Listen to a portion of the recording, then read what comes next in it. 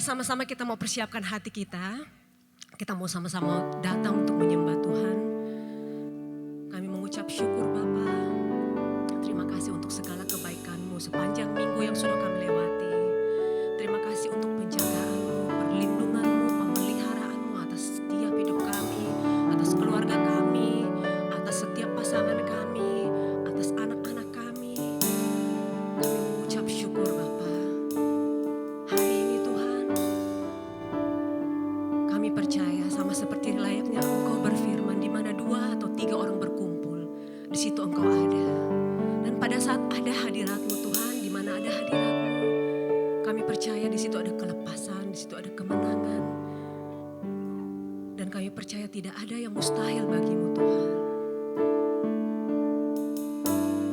Kami mengucap syukur, Engkau baik Tuhan.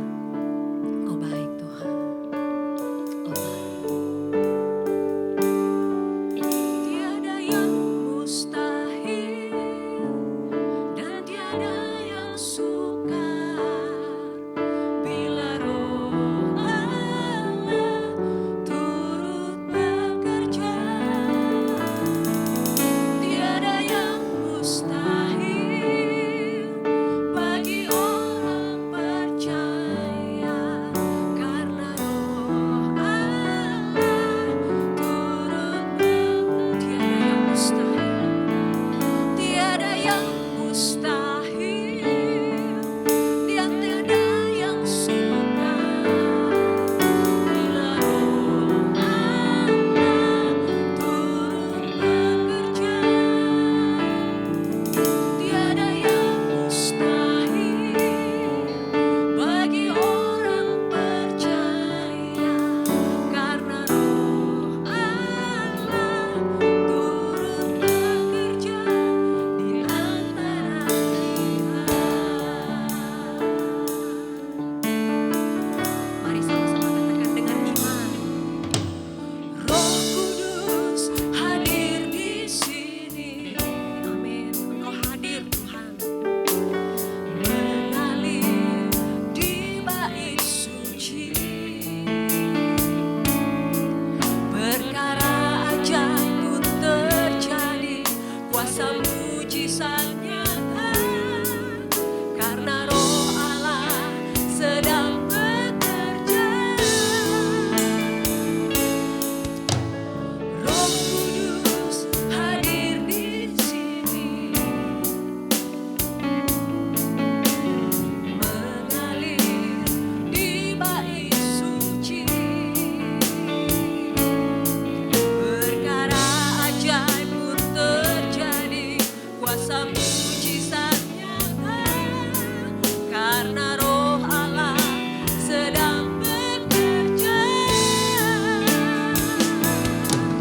Tiada yang mustahil dan tiada yang sukar bila Roh Allah turut bekerja. Tiada yang mustahil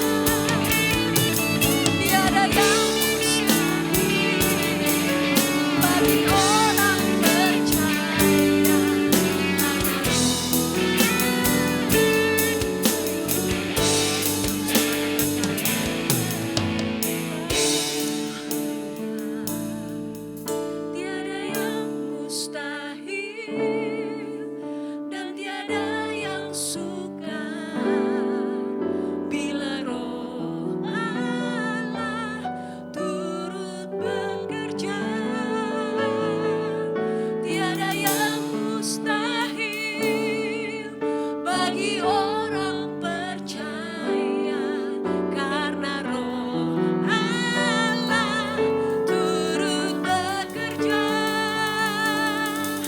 Tiada yang mustahil dan tiada yang sukar bila Roh Allah turut bekerja. Tiada yang mustahil bagi orang percaya, karena Roh Allah turut bekerja di antara kita.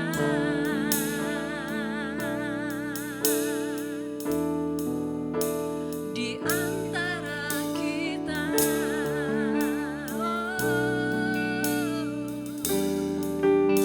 Di antara kita.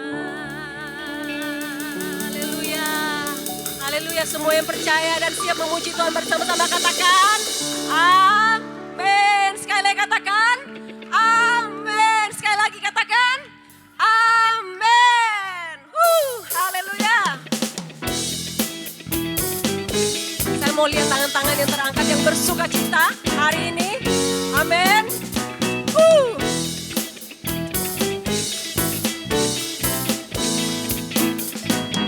Sama-sama yuk katakan sukacita, terima sukacita surga, itulah kekuatan bagi jiwa.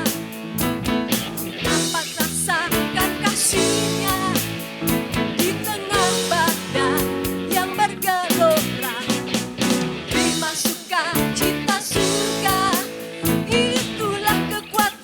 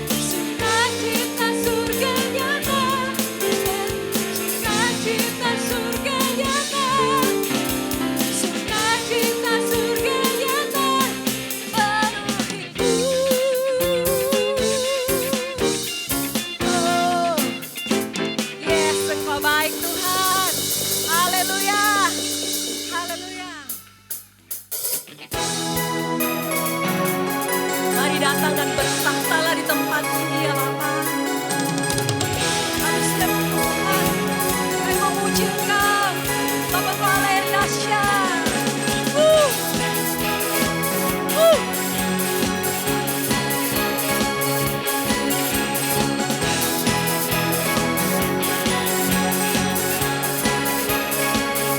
Mari sama-sama. Pelukis cakrawala, merangkai jagat raya, pencipta alam semesta, pemilik kehidupan yang sanggup menyelamatkan, dialah jalan kebenaran. Kami rindukan kuasa lawatan-Mu, kebangkitan pasti terjadi. Oh, oh, oh. Datanglah dan bertahta, kuatkan berkuasa, saat hati bersatu, menaikkan pujian, belenggu dipatahkan, mujizat dinyatakan. Sama-sama katakan, Great is our God. Ya.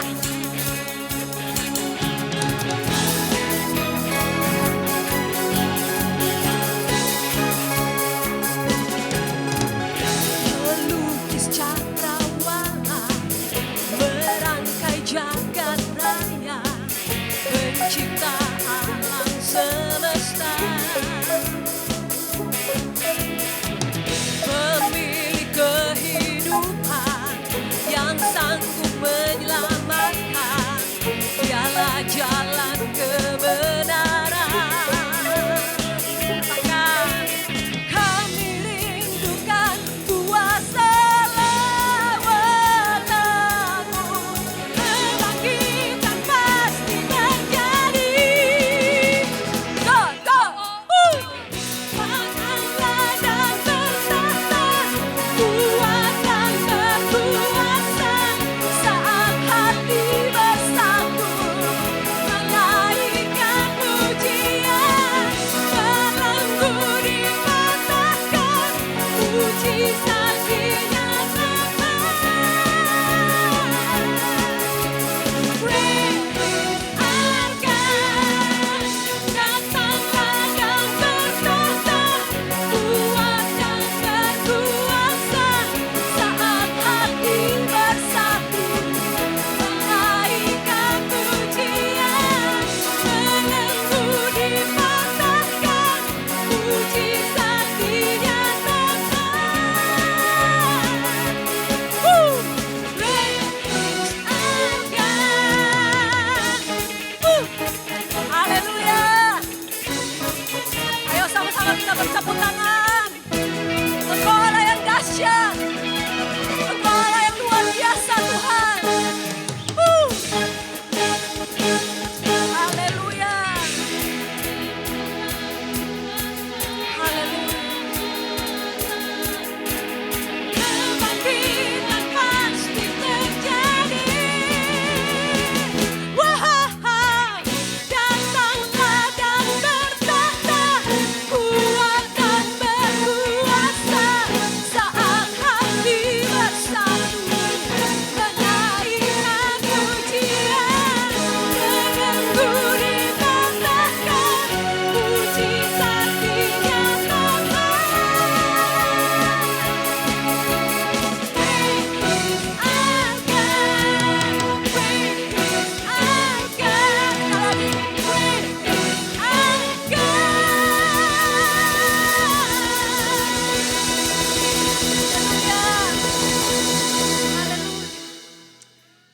Haleluya. Haleluya. Sungguh luar biasa Engkau Tuhan. Kebesaran-Mu tidak terselami oleh pikiran kami Bapa. Oleh karena hari ini Tuhan kami rindu. Mari ajar kami kami mengerti isi hati-Mu. Ajar kami Tuhan untuk mengerti setiap jalan-jalan-Mu dan rencana-Mu dalam hidup kami. Haleluya Tuhan. Haleluya. Ajar ku mengerti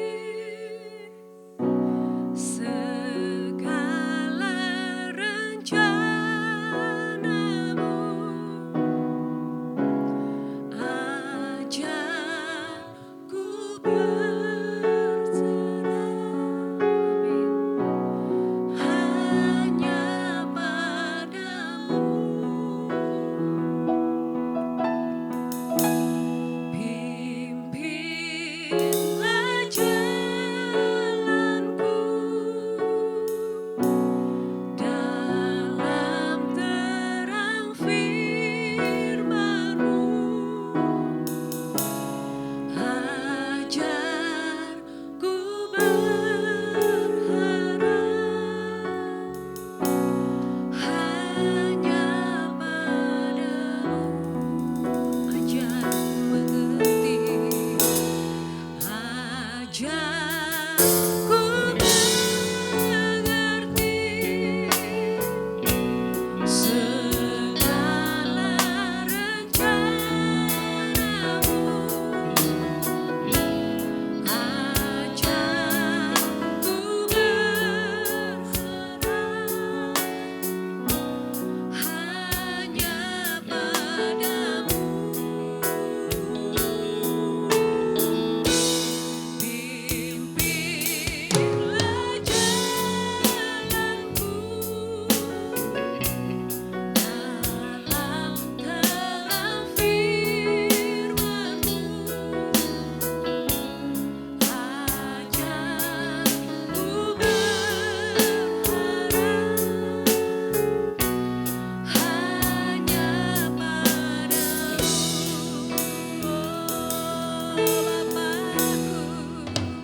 Bapakku, ajaib segala rancangan-Mu.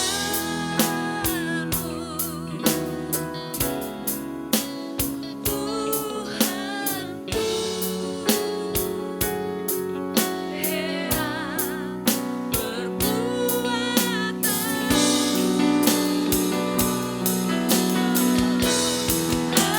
Engkau sanggup mengadakan segala yang ku perlukan, menurut kehendak-Mu.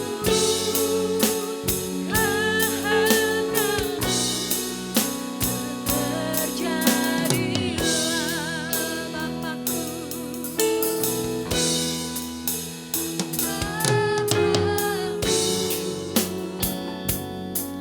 ajaib segala rancangan-Mu.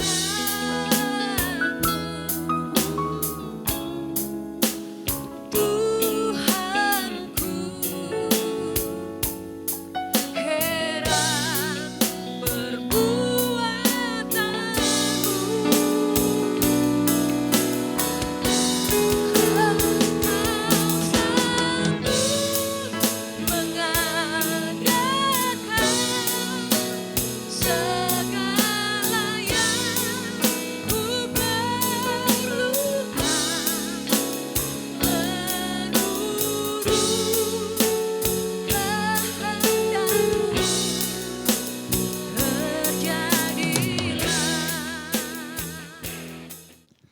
Shalom, selamat pagi saudara.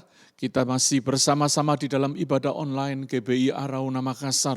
Kita terus akan melanjutkan ibadah online ini sekalipun kita sudah ada ibadah onsite. Bagi saudara yang bisa ikut ibadah onsite, saudara bisa menghubungi sekretariat supaya saudara bisa mendapat informasi. Selama bulan Mei kita sudah membahas tentang ketabahan hati. Minggu lalu kita belajar tentang ketabahan hati dan ketulusan hati.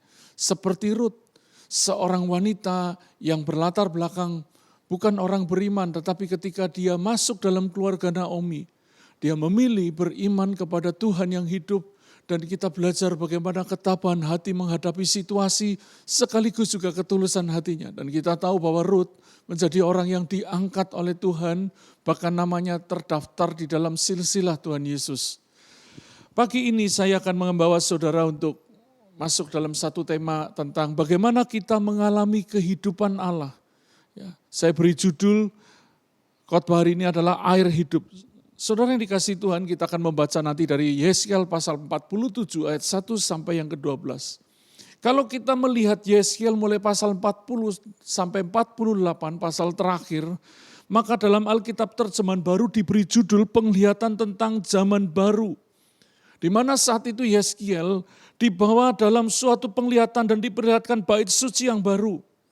Saudara, ini sebuah penglihatan yang penting karena pada perjanjian baru Yesus mengutip bagian ini secara khusus yang kita akan lihat di akhir penutup khotbah kita, saudara. Bait suci yang baru, sebuah zaman baru dan sebuah bait suci yang baru, di mana ketika bicara tentang bait suci itu bicara tentang pengharapan, tentang kemuliaan. Saudara, kita tidak menggambarkan bait suci secara fisik karena sampai hari ini bait suci yang dibangun oleh Salomo masih menjadi puing-puing. Tidak ada sisanya, yang ada cuma pondasi di dalam tanah.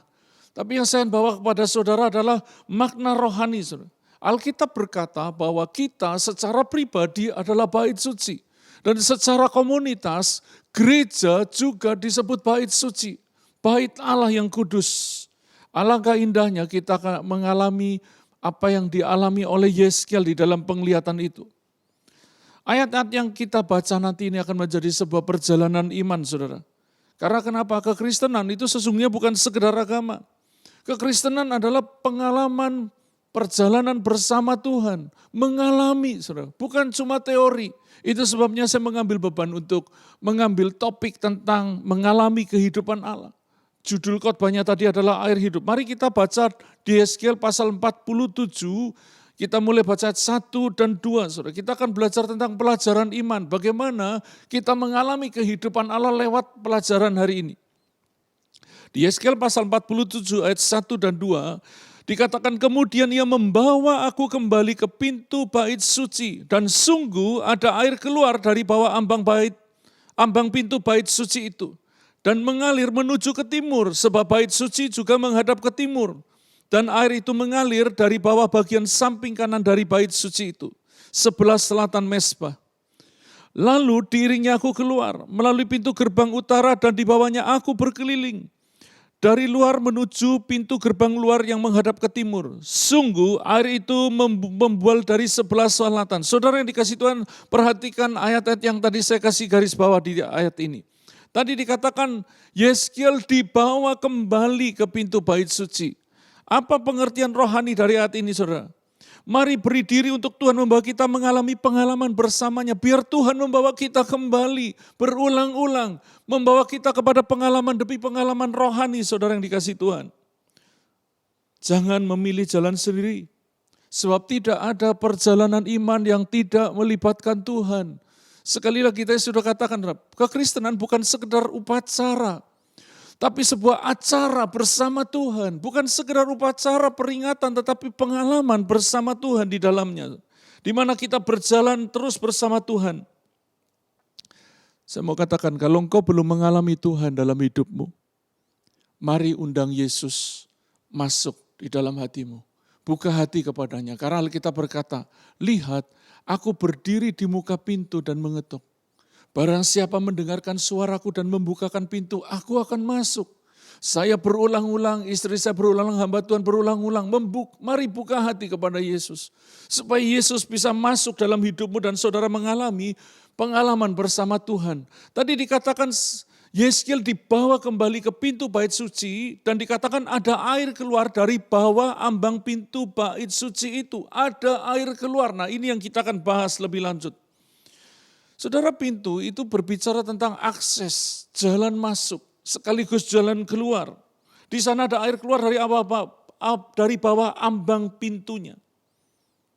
Saudara, air di konteks ini berbicara tentang Roh Kudus yang akan tinggal dan yang mengalir dari hati orang yang percaya. Itu sebabnya saudara, pengalaman bersama Tuhan perlu saudara alami. Tadi dikatakan ada air yang keluar dan di bawahnya aku berkeliling. Saudara, biarkan Tuhan terus membawa hidupmu berkeliling. Jangan berjalan sendiri. Apalagi di dalam dunia yang sudah jatuh ke dalam dosa ini. Memilih berjalan sendiri itu sebuah perjalanan yang akan penuh dengan ketakutan, penuh kecemasan, penuh kebingungan. Dan penuh dengan ratap tangis dan air mata. Tetapi bersama Tuhan, di setiap perjalanan hidup saudara, Tuhan bisa mengerjakan segala sesuatu itu untuk menjadi kebaikan bagi orang-orang yang mengasihi Dia. Tadi dikatakan dirinya aku keluar dan di bawahnya aku berkeliling. Mari beri terus diri diarahkan oleh Tuhan. Tadi saya katakan jangan memilih jalan sendiri. Bagaimana cara kita memberi diri terus untuk diarahkan oleh Tuhan? Dengan kita membangun kehidupan yang intim bersama Tuhan. Lewat saat teduh pribadi, lewat ibadah dan kerinduan yang mendalam akan Tuhan. Alkitab berkata, kalau engkau mencari aku dan menanyakan aku dengan segenap hati, maka akan memberi diriku untuk dijumpai olehmu. Tuhan berulang kali berkata, menanyakan dengan segenap hati. Saudara, pernahkah engkau menanyakan firman Tuhan, hal yang tidak saudara ketahui kepada Tuhan dengan begitu dalam, begitu kuat? Tuhan, apa maksudmu? Apa yang kau mau? Apa yang ada di pengertian kitab ini? Ayat yang saya baca ini, saudara perlu engkau menanyakan dengan segenap hati.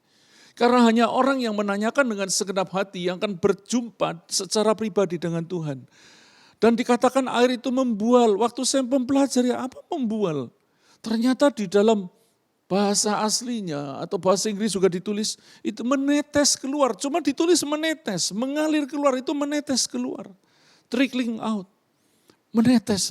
Sungguh unik. Karena aliran yang keluar itu berupa tetesan, menetes, mengalir. Bukan sebuah air terjun yang besar, bukan sebuah seperti kucuran yang deras, tapi dikatakan menetes keluar. Kenapa cuma menetes keluar? Kita akan belajar lebih lanjut lagi. Perhatikan di ayat 2 tadi bahwa awalnya air itu cuma membual, menetes keluar, mengalir keluar. Bukan sebuah aliran yang besar sekali. Mari kita baca ayat 3 sampai ayat yang kelima dari Yeskel tadi. Sedang orang itu pergi ke arah timur dan memegang tali pengukur di tangannya. Ia mengukur 1000 hasta dan menyuruh aku masuk ke dalam air itu. Maka dalamnya sampai di pergelangan kaki. Bayangkan tadinya cuma menetes. Tapi begitu diukur 1000 hasta dan Yeskel disuruh masuk ke dalam air itu.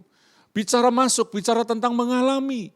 Bicara tentang merasakan sendiri. Yeskel langsung masuk. Ternyata sudah semata kaki. Bagaimana bisa air yang cuma menetes, tapi ketika diukur 1000 hasta menjadi sebuah aliran yang bisa sampai ke mata kaki. Dan di ayat 4 ia mengukur 1000 hasta lagi dan menyuruh aku masuk sekali lagi dalam air itu. Sekarang sudah sampai di lutut. Kemudian ia mengukur 1000 hasta lagi dan menyuruh aku ketiga kalinya masuk ke dalam air itu. Sekarang sudah sampai di pinggang. Sekali lagi ia mengukur 1000 hasta lagi, sekarang air itu sudah menjadi sungai di mana aku tidak dapat berjalan lagi sebab air itu sudah meninggi sehingga orang dapat berenang. Suatu sungai yang tidak dapat diseberangi lagi. Saudara perhatikan, tadi ada berapa kali 1000 hasta dan Yeskel disuruh masuk dan Yeskel taat. Ada pada pengukuran keempat, maka aliran yang tadinya cuma tetesan itu sudah menjadi sungai yang tidak dapat diseberangi lagi. Sehingga orang dapat berenang. Sebuah aliran yang begitu besar sampai ditulis tidak bisa diseberangi lagi. Jadi orang tidak bisa berjalan kecuali berenang. Tadi dikatakan ada kata 1000 hasta lagi, 1000 hasta lagi, aku masuk sekali lagi, aku masuk ketiga kalinya. Saudara, jangan puas. Mengalami Tuhan itu hanya sebatas mata kaki, selutut, sepinggang. Mari terus kita masuk di dalam aliran hadirat Tuhan. Sampai aliran yang air hidup itu menjadi sebuah sungai yang menenggelamkan kita di dalam aliran kuasa, kasih, kemuliaannya. Yang membawa kita lebih dalam lagi bersama Tuhan. Jangan puas kalau engkau punya pengalaman masa lalu, engkau telah pernah masuk 1000 hasta pertama. Coba sampai semata kaki. Kalau kita tidak mengalami pengalaman bersama Tuhan semakin dalam, maka pengalaman kita akan terus dangkal. Nanti kita akan belajar pengertian rohaninya. Tadi ada pengukuran. Pengukuran bicara tentang pengudusan, saudara. Ayatnya di dalam Yeskiel 42 ayat yang ke-20.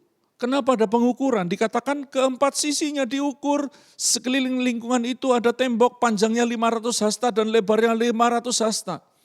Untuk memisahkan yang kudus dan dari yang tidak kudus.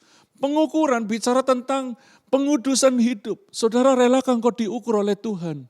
Hasta itu bicara firman Tuhan yang terus mengukur hidupmu, menguduskan hidupmu. Yang dulunya berantakan akhirnya tertata, semakin indah. Waktu diukur, waktu dikuduskan memang menyakitkan, saudara. Ketika firman Tuhan menemplak kita, kita akan seperti dipermalukan. Kita seperti ditelanjangi. Tapi di sisi yang lain, jiwa dan roh kita dikuduskan oleh Tuhan. Di sisi yang lain, kita semakin berkenan, semakin mulia.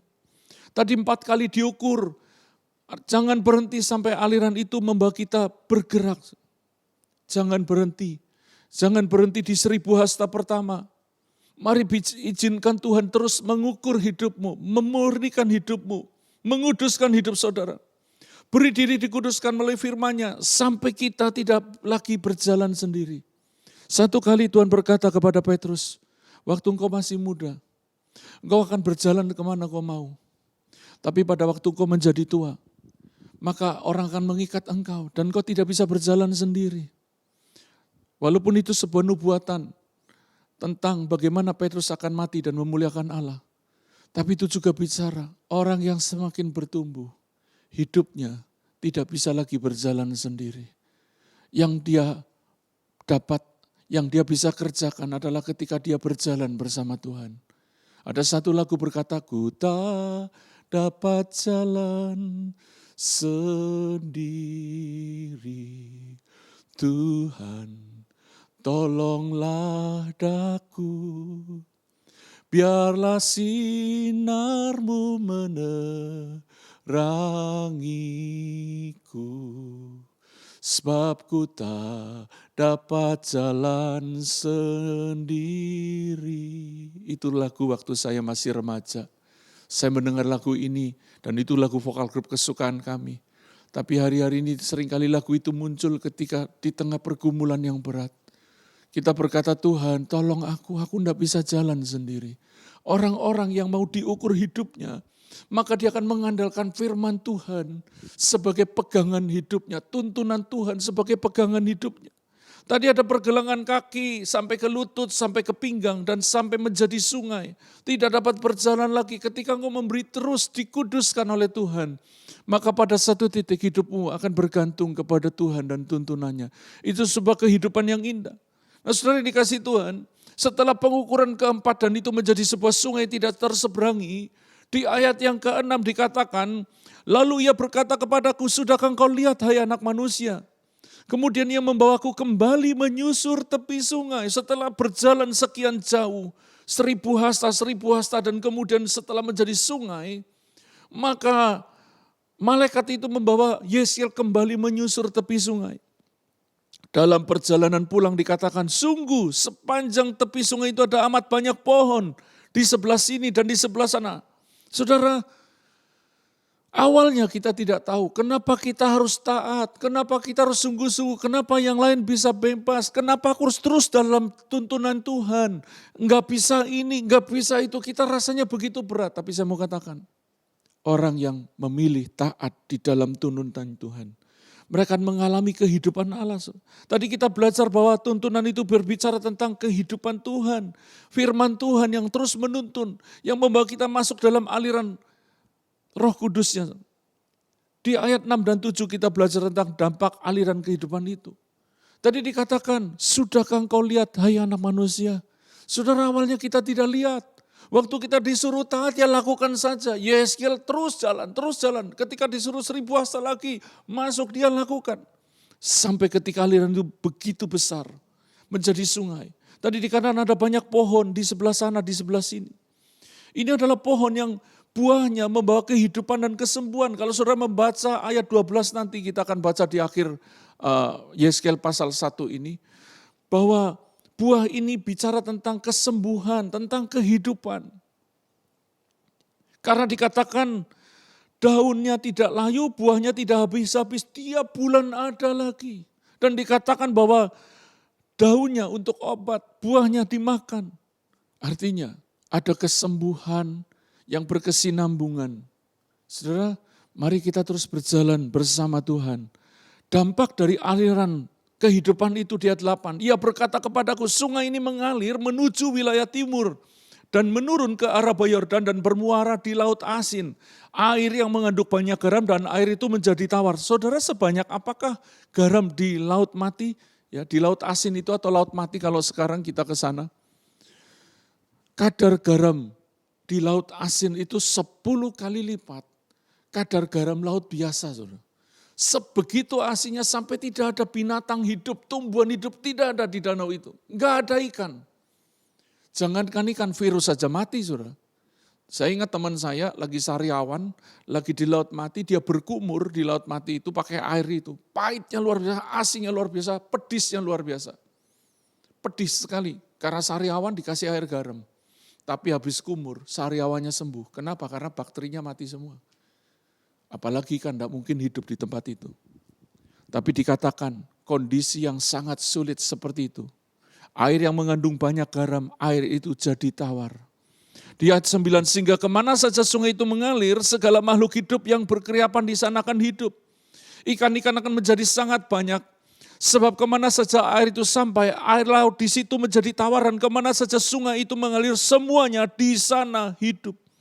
Dan dikatakan ayat 10, perhatikan ayat 10. Maka penangkap-penangkap ikan penuh sepanjang tepinya, mulai dari En-Gedi sampai En-Gelaim. Darah itu menjadi penjemuran pukat. Dan di sungai itu ada berjenis-jenis ikan seperti ikan-ikan di laut besar. Sangat banyak, bukan cuma sangat banyak. Ikan-ikan yang banyak dan ikan-ikan seperti di laut besar. Berarti ikan yang besar-besar juga, saudara. Saudara bisa membayangkan ketika sebuah sungai yang tadinya ada aliran kematian. Di situ ada kehidupan. Ini bicara tentang berkat supranatural. Karena kemana sungai itu mengalir, air yang mengandung banyak garam jadi tawar. Semuanya di sana hidup. Ada kehidupan mengalir. Kita butuh kehidupan Allah mengalir dalam hidup kita. Makanya saya memberi judul itu adalah air hidup. Mari kita lanjut. Kalau kita membaca tadi ada perubahan yang luar biasa. Ini bicara hidup yang diubahkan, karena hidupnya diubahkan maka berkatnya juga diubahkan. Hal-hal yang selama ini tidak mungkin terjadi bisa mungkin terjadi. Orang-orang yang mengalami kehidupan Allah, mereka mendapat hikmat Allah. Itu sebabnya kenapa ada orang-orang yang setelah terima Yesus hidupnya berhasil. Karena hatinya diubah, pola pikirnya diubah. Jangan sampai saudara kita sudah Kristen lama tapi tidak mengalami perubahan. Tidak mengalami pembaharuan, apalagi mengalami berkat dan mujizat.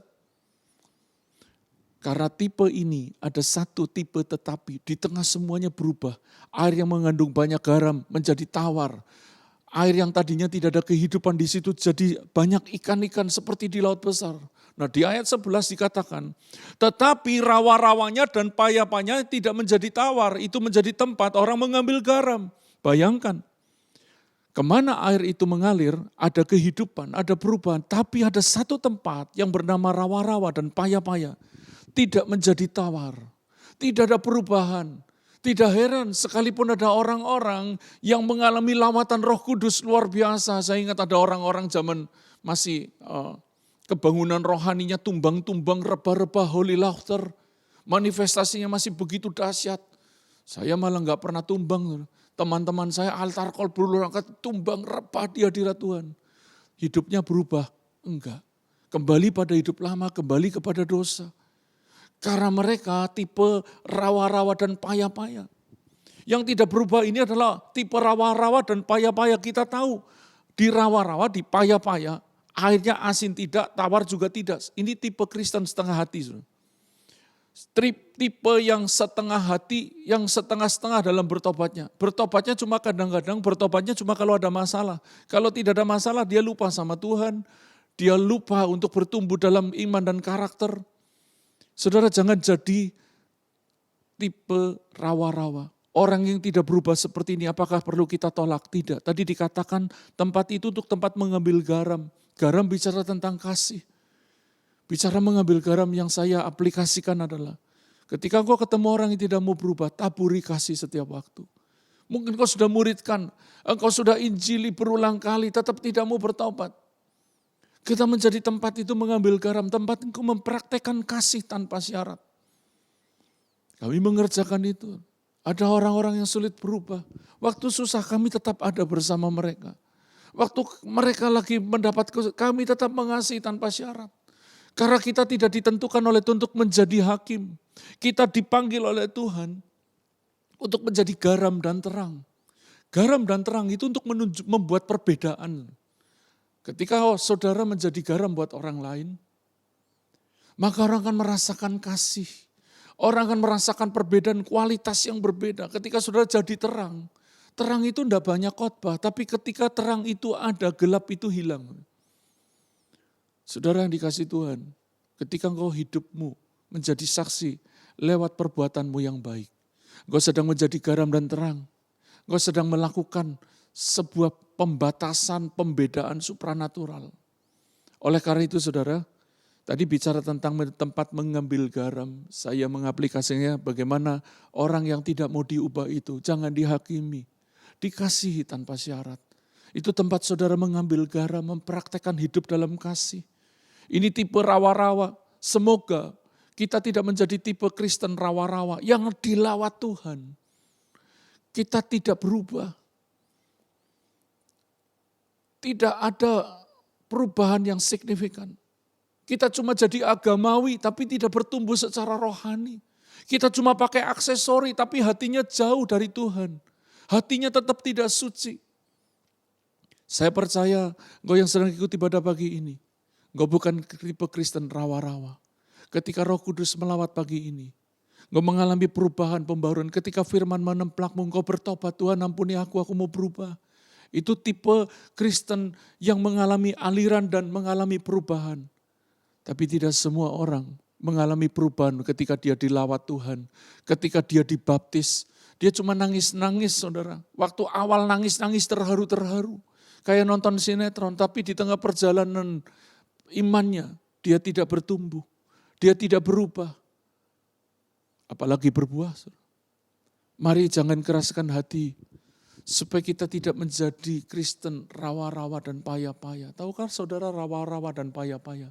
Ini hanya menjerat orang masuk ke situ. Kalau saudara masuk ke tempat rawa-rawa, saudara tenggelam.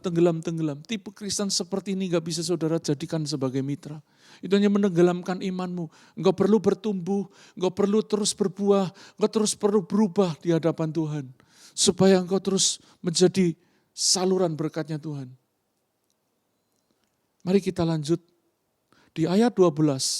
Tadi saya sudah singgung. Pada kedua tepi sungai itu tumbuh bermacam-macam pohon buah-buahan. Yang daunnya tidak layu dan buahnya tidak habis-habis. Tiap bulan ada lagi buahnya yang baru. Kenapa? Karena tidak mengenal musim. Dia ada ditanam di tepi aliran air kehidupan. Kalau engkau ada di tepi aliran air kehidupan, krisis, pandemi, resesi bisa terjadi. Tapi itu tidak menghancurkan hidupmu. Karena yang saudara andalkan bukan situasi, yang saudara andalkan, yang saudara jadikan pegangan adalah Tuhan. Saudara membiarkan air hidup itu mengalir di dalam rohmu, di dalam jiwamu, di dalam pernikahanmu, di dalam hidupmu.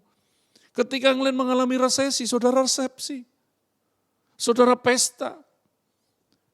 Bukan berarti untuk sombong-sombong saudara. Kalau engkau diberkati di waktu resesi, itu semata-mata karena anugerah, jadilah berkat buat orang lain. Jadilah berkat buat keluargamu. Jangan puaskan diri, tapi jadilah berkat buat orang lain agar Tuhan yang dipuaskan. Dan dikatakan, buahnya, dikatakan sebab pohon-pohon itu menjabat air dari tempat kudus itu. Kalau hidupmu mendapat air dari tempat kudus, maka setiap bulan ada berkat yang selalu datang atas hidupmu. Ada buah, dan dikatakan buahnya jadi makanan, daunnya jadi obat. Saya percaya, kalau aliran air hidup itu mengalir pagi ini di dalam jiwamu, di dalam hatimu, kesembuhan ilahi, kesembuhan dari luka batin, perubahan hidup pasti terjadi. Sekalipun khotbahnya bukan kesembuhan ilahi, tapi ketika air hidup itu mengalir, kehidupan Allah itu terjadi dalam hidupmu. Mengalir di dalam tubuhmu sembuh. Mengalir di dalam dompetmu diberkati Tuhan. Mengalir dalam pernikahanmu, anggur baru tercurah. Mengalir dalam pekerjaan bisnismu, semua pintu-pintu yang tertutup akan terbuka. Karena di mana ada kehidupan, maka di situ akan ada pergerakan, ada pertumbuhan, ada buah. Saya percaya Tuhan mau kita mengalami berkat dan mujizat berkesinambungan. Saya akan membahas dalam konteks perjanjian baru. Di Yohanes 7 ayat 37 sampai 39. Dikatakan pada hari terakhir, yaitu pada puncak perayaan itu, Yesus berdiri dan berseru, barang siapa haus, baiklah ia datang kepadaku dan minum. Barang siapa percaya kepadaku, seperti yang dikatakan oleh kitab suci, dari dalam hatinya akan mengalir aliran air hidup. Saudara perhatikan, saya kasih di situ tanda bintang, dan aliran-aliran air hidup itu adalah sungai yang sedang banjir. Bukan lagi tetesan air kecil. Tadi waktu air yang keluar dari bait Allah itu baru menetes keluar. Aliran yang cuma tetesan deras. Dan ketika diukur terus jadi sebuah aliran yang besar, menjadi aliran-aliran yang membawa kehidupan. Karena itu sudah menjadi seperti sungai yang sedang banjir di mana orang tidak bisa menyeberanginya lagi.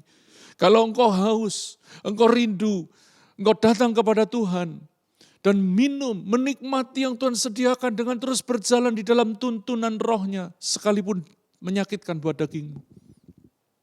Ada janji, dari dalam hati saudara akan mengalir aliran air hidup. Yang dimaksudkannya ialah roh yang akan diterima oleh mereka yang percaya kepadanya. Sebab roh itu belum datang karena Yesus belum dimuliakan. Yesus belum disalibkan. Yesus belum diangkat ke surga. Roh Kudusnya belum datang. Tapi sekarang Yesus sudah disalibkan, dia bangkit naik ke surga.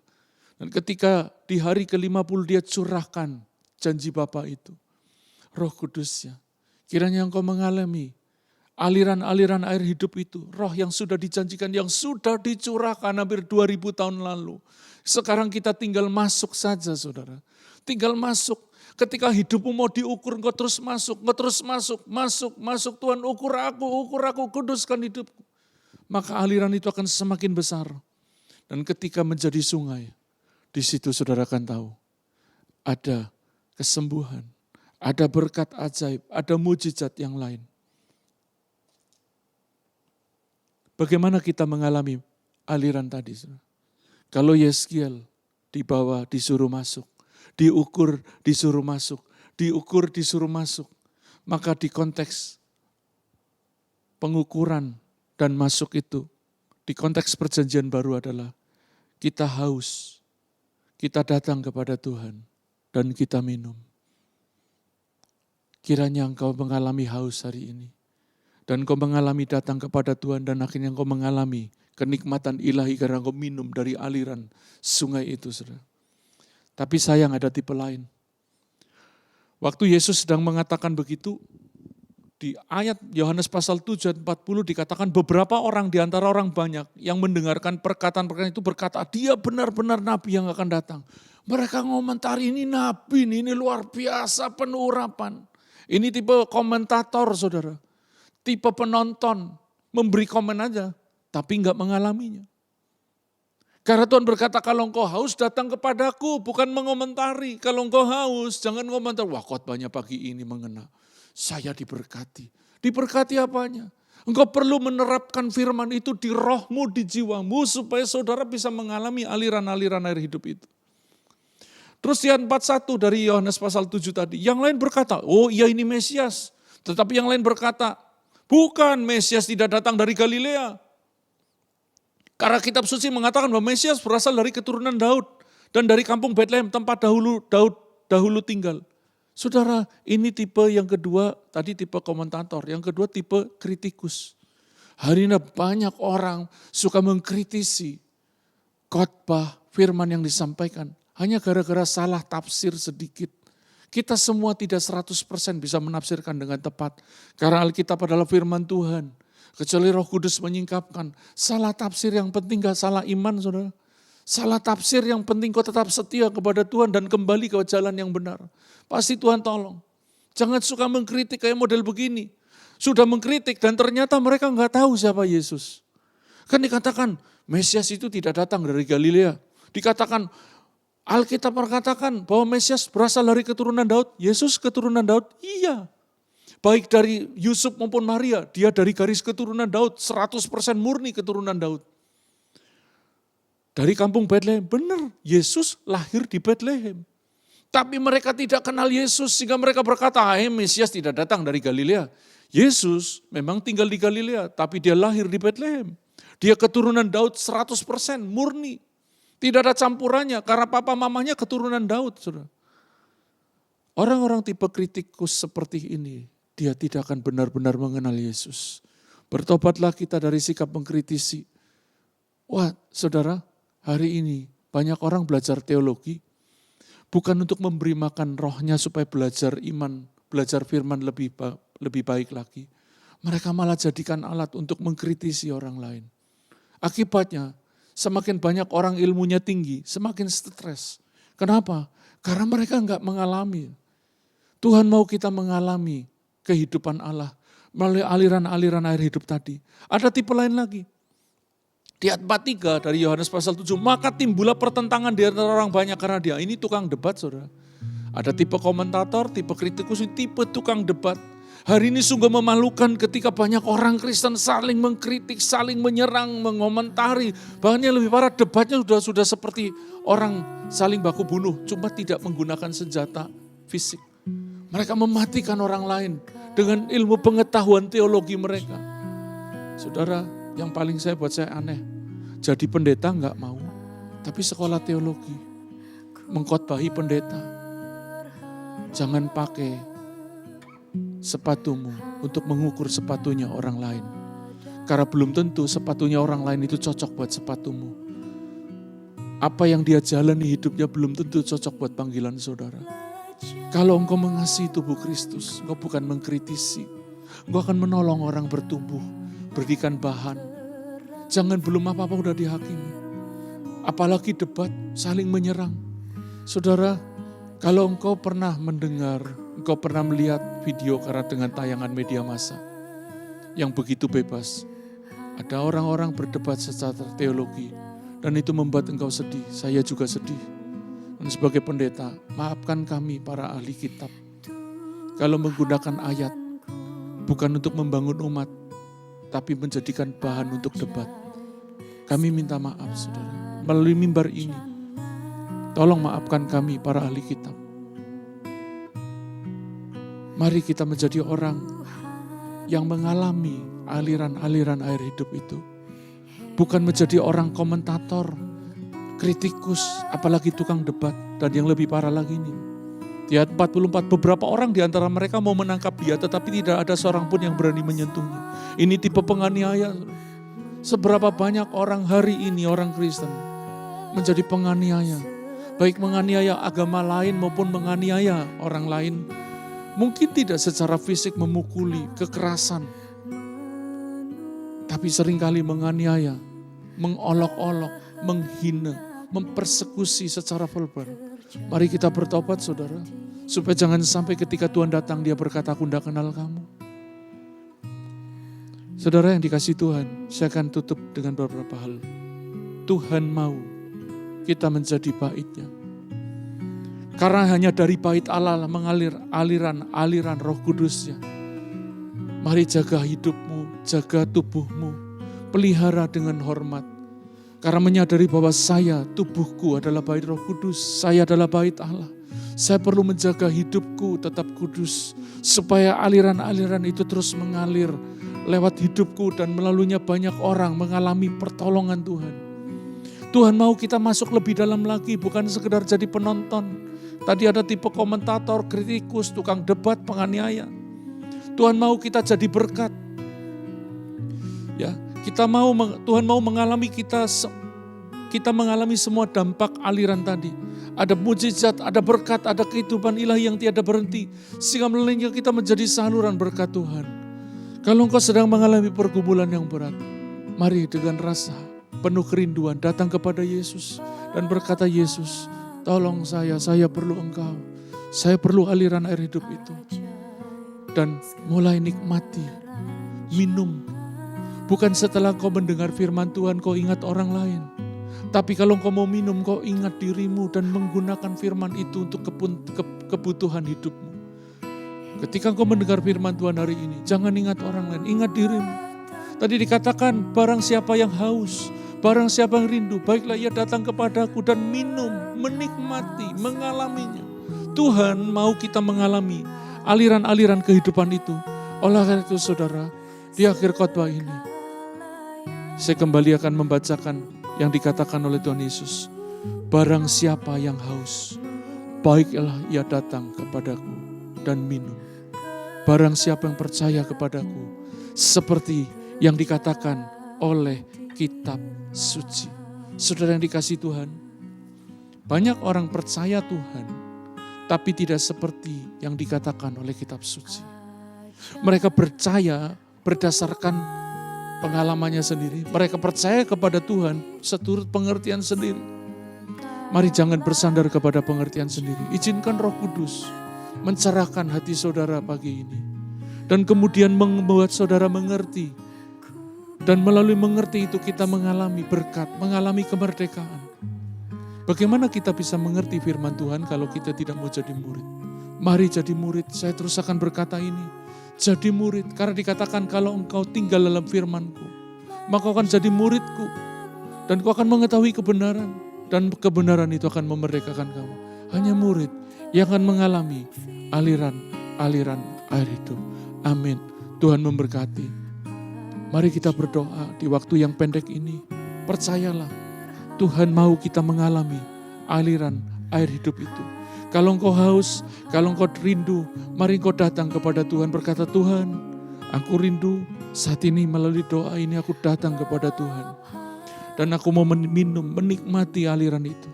Terima dengan iman. Karena Tuhan sudah mencurahkan rohnya, kita tinggal mengalaminya saat ini. Terima kasih Tuhan, kami sudah mendengar firman Tuhan. Bagaimana kami perlu mengalami kehidupan Allah.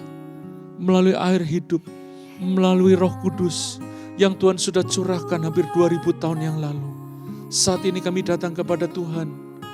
Kami rindu, kami datang dan kami mau minum apa yang Tuhan telah sediakan itu.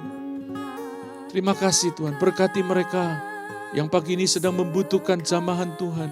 Baik untuk kesembuhan, baik itu untuk jalan keluar, baik itu berkat-berkat yang sedang mereka perlukan. Tuhan kiranya Engkau tolong umat-Mu, supaya mereka mengalami benar-benar kehidupan Allah. Terima kasih Tuhan, kami terus berdoa buat negara dan bangsa kami. Ampuni segala dosa bangsa ini. Berilah anugerah Tuhan. Biar pandemi ini benar-benar berhenti. Biar pandemi ini berganti menjadi berkat. Tolong juga ekonomi bangsa ini, kesehatan bangsa ini, keamanan bangsa ini. Biar kami menjadi bangsa yang penuh kasih, bangsa yang bersatu, bangsa yang membangun, bukan saling menghancurkan. Kami berdoa buat kota di mana kami tinggal. Tuhan, kami percaya keberadaan di kota kami adalah supaya kami menjadi berkat. Kami bersyafaat buat kota kami. Tuhan lindungi, Tuhan berkati kota kami. Berkati pemerintah kami dari pusat sampai ke daerah. Supaya mereka memerintah dengan takut akan Tuhan. Diberi hikmat oleh Tuhan untuk memimpin bangsa yang besar ini. Terima kasih Tuhan, kami mau mengakhiri ibadah kami pagi ini. Biar curahkan berkat-Mu kepada umat-Mu. Terima kasih Tuhan, terima kasih. Mari arahkan hati saudara dan terima berkat Tuhan. Tuhan memberkati engkau dan melindungi engkau. Tuhan menyinari engkau dengan wajahnya dan memberi kau kasih karunia. Tuhan menghadapkan wajahnya kepadamu dan memberi kau damai sejahtera. Diberkati setiap saudara. Di dalam nama Tuhan Yesus Kristus. Amin.